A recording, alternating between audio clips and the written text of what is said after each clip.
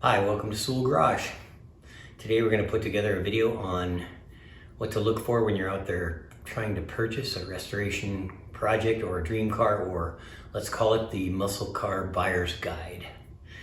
And this video was inspired by one of my subscribers who commented he's looking for a 69 to 72 Chevelle and wanted my advice and opinions and experiences on what to look for and where to find one, and that's what I'm going to be sharing with you today. If you like the video, don't forget to like and subscribe if you want to. Where do you find one? Craigslist is always a good choice if you can avoid some of the scams that are out there. Facebook Marketplace is a good option. I've actually purchased and sold a few vehicles on Marketplace and had good luck with that. But just being around people who are restoring vehicles, and they have lots of knowledge and know where people are hiding those muscle cars out there. For instance, swap meets and car shows and some of the local areas. Purchased some parts from somebody at a swap meet who knew a guy that owned a 71 Chevelle and wanted to sell it, and so I went and looked at it and ended up purchasing it. Have since sold the 71 Chevelle and bought the 70 Chevelle that you see behind me. The 70 Chevelle was always my dream car, and I've been looking a long time for one. Some of the other important factors to consider when you're purchasing a muscle car is rust, because a 50 to 60 year old vehicle is going to have some rust, unless you find it somewhere down in Arizona or far south where there's no humidity and no salt on the roads and snow and things like that. Just knowing the difference between surface rust and the type of rust that's been eating into your metal and ruining the integrity and strength of the metal itself. So understanding it and possibly even knowing how to repair it, removing the rust and welding in some new metal.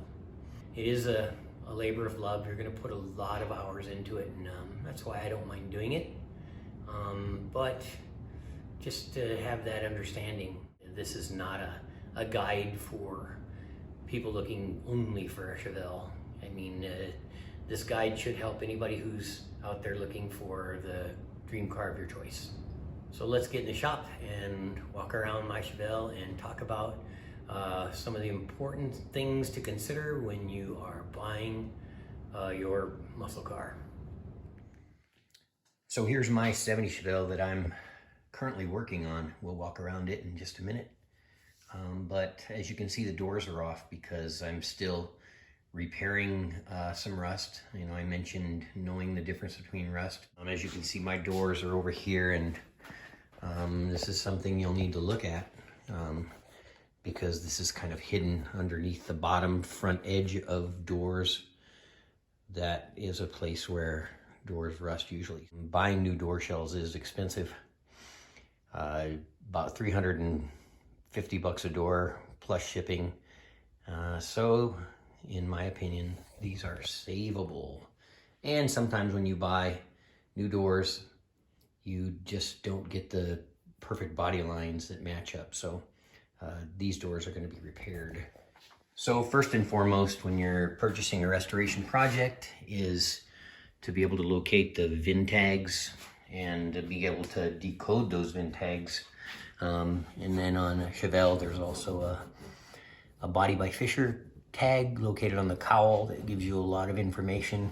Some great publications online that you can look up these VIN numbers and cowl tags and engine codes and decode what you have and what the original equipment the vehicle had. So there's also ways of checking to make sure you have an accurate matching numbers vehicle by locating the partial VIN numbers on your components and checking them with the VIN to make sure everything is numbers matching.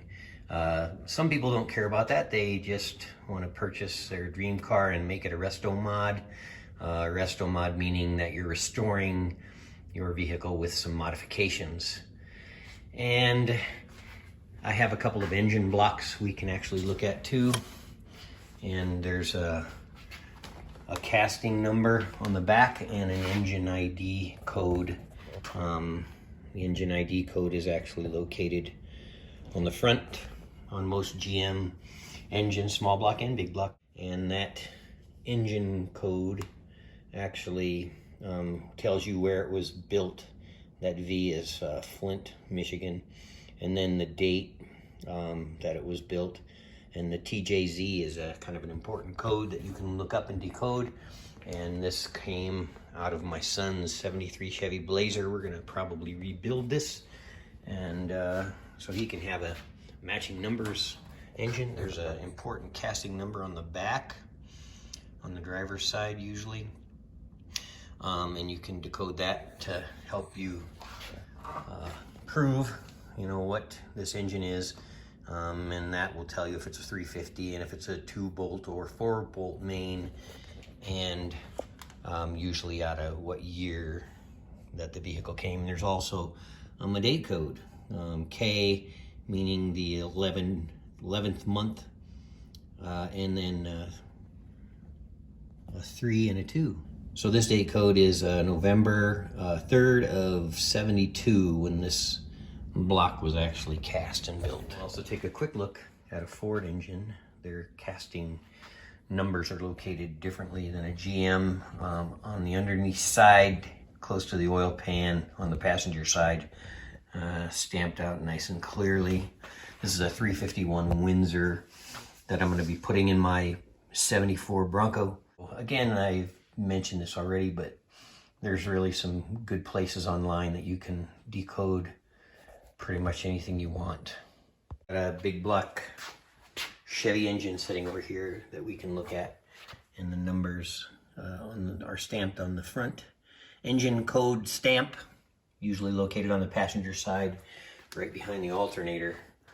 And then on the back is the important casting number, as well as a date code, and a date code H229, which the H is actually the 7th letter in the alphabet, so July 22nd of 1969 is when this engine block was cast. And if I look at the casting number and the engine code, I can actually figure out that this engine came out of a 1969 Camaro.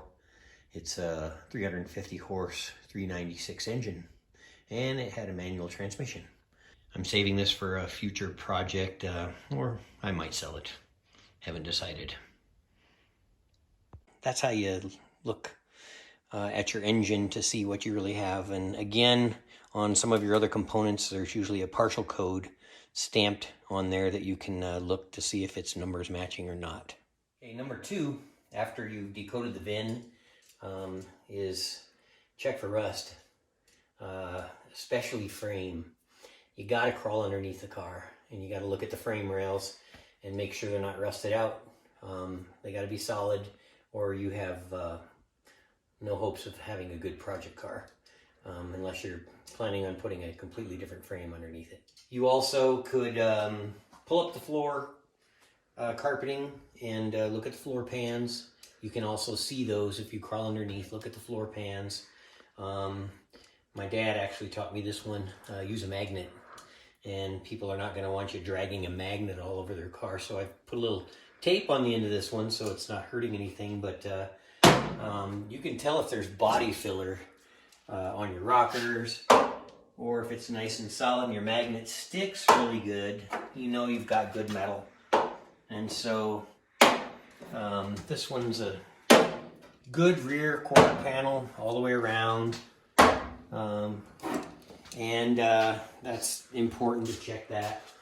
As we move into the back, the trunk pan, water tends to run down the rear window and get into the trunk and rust it out. And so I did have to put a new trunk pan in this one. But another thing to look for is, have the rear quarter panels been replaced? And you can actually look in and underneath here, and you can find a welding or a seam line.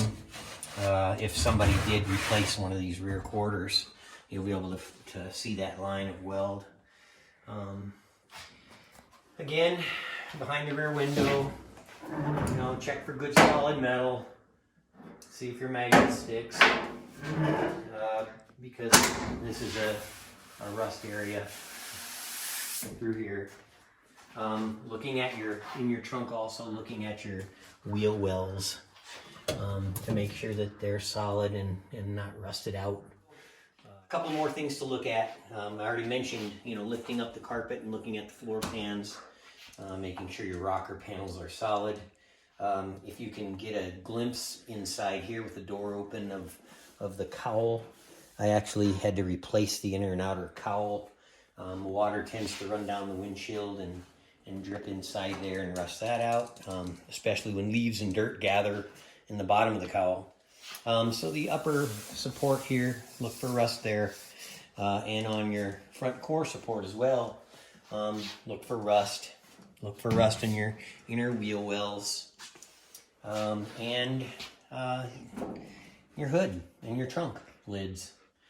Just inspect them and make sure that you've got something solid to work with, and have a good understanding of how much parts cost if you do have to replace some of those things. My dad knows me quite well. I've been bringing cars home for quite a while, and from the time I was in college, and I didn't know all this stuff when I was looking at vehicles, and he called one of my vehicles a putty good car because it had so much body filler on it. Just didn't know how to check, back then. So I've gotten wise over the years, and have really appreciated all I've learned from my dad, and even my brother, who's pretty knowledgeable about this kind of stuff. So this is my buyer's guide, or what to look for when you purchase a muscle car video. Hope you enjoyed it. Please subscribe to my channel, and stay tuned. There's going to be some more Chevelle project videos coming up.